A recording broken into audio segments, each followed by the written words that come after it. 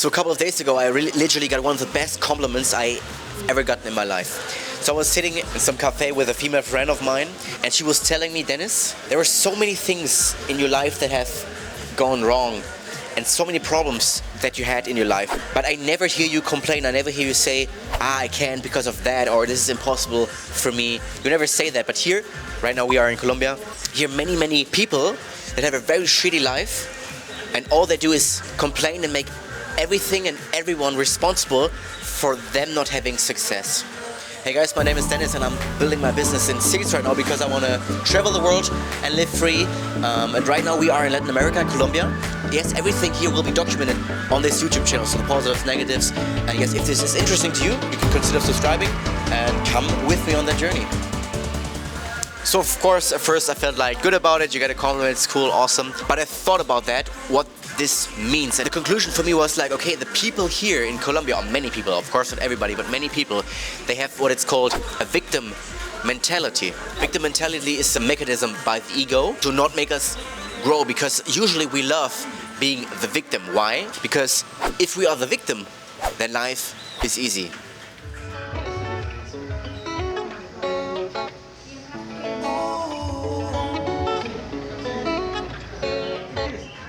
So let's say, for example, you're in a situation that your girlfriend cheated on you and you broke up and you're super hurt. If you are the victim, then you can say, okay, she did the mistake, it was her fault, and she's the bad one. If you have a business partner and your business failed, we failed the business because my business partner took too much money out of the company and he wasn't working enough. Then he's the bad one, you are not the bad one anymore. Victim mentality shifts the focus from your mistake to the other person's mistake. So basically we can feel better about ourselves and we don't have to feel guilty anymore about our mistakes and about our smallness. And this is why being the victim is often easier.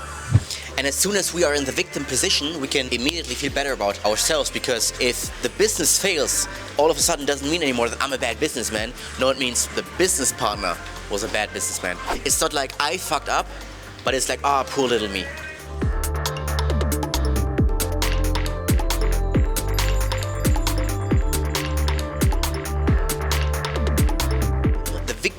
Always finds a reason why it wasn't his fault, but why it was somebody else's fault. You see this also in prison. Even though they are convicted criminals, they find every reason why they had to do all those bad things. So when we want to get out of the victim role, we first, of course, have to take responsibility to what happened to us.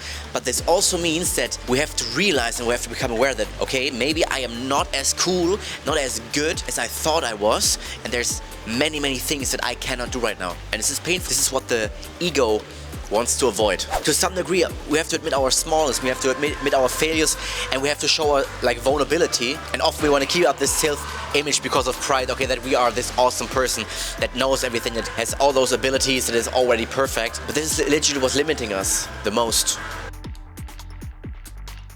So what is the solution to victim mentality? So basically it's like awareness.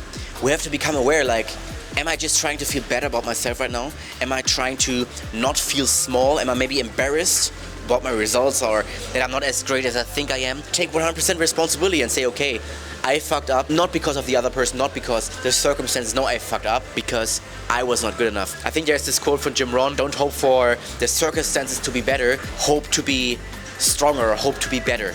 Because taking responsibility when we fucked up, it's not the easiest thing to do. Yes, it hurts, but in my opinion, it's the thing that a man would do. A man would take responsibility for the mistakes that he did. He would have some balls and admit that and take the responsibility on him to try to fix that problem. Okay, so as a little conclusion, have the awareness, try to figure out, okay, am I trying to not feel bad about myself? Am I trying to live up right now to my self-image, that I am better than I actually am right now? I certainly do that sometimes, and I have to take more responsibility, and I hope you like this video, and that you will also take more responsibility in your life, because I think more responsibility is always better. By saying that, I want to end this video. Thanks for watching, and let's see each other in the next video. Buenas noches. We'll be right back.